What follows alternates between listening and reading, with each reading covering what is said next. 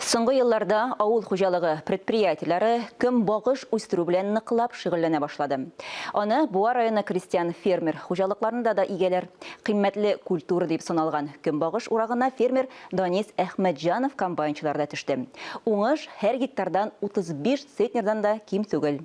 Басудан алдагы репортаж.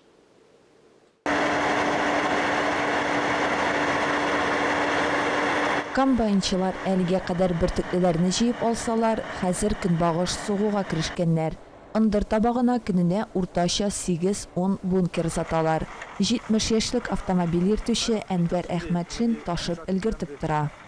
Үтәблә шул җидедә тотынабыз инде. Моны җүшәр төшкән шәҗәрәбез инде. Бүген салкын, бүген җүш төшмәс. Шул алтыда караңгылана башлый инде.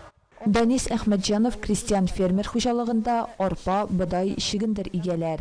Аларын инде суктырып амбарларга салганнар, чигендерне тапшырып бетергәннәр. Узган ел көнбагыштан яхшы уңыш җыйгач, бу ел гектар санында зурайтканнар.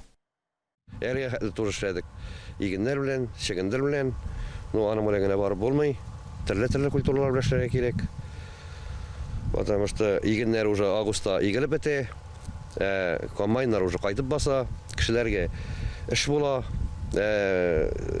Көнбагыш игү булмый, соңгы культура. Октябрьдә буламыни, быел Аллага шөкер, погодалар яхшы.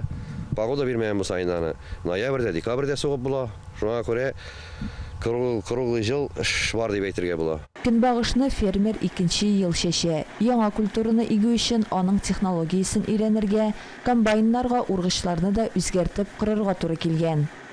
Жаңа комбайн, жаңа жаткалар алмадык пока. Ничек дип әйтим, экономный вариантны пока сайладык. Жаткысын үзебез ясадык. Аның комбайны да үзгәреш кирәкме инде? Менә жаткысын үзгәртергә туры киләдер. Или яңа жатка кирәк буладыр. Но без инде пока үзгәртү юлын таптык. Табышлы культураның мәйданын киләсе елда 160-200 гектарга җиткерергә исәпли. Алсу Сәмигуллина, Акыл Камалтдинов, Татарстан яңалыклары.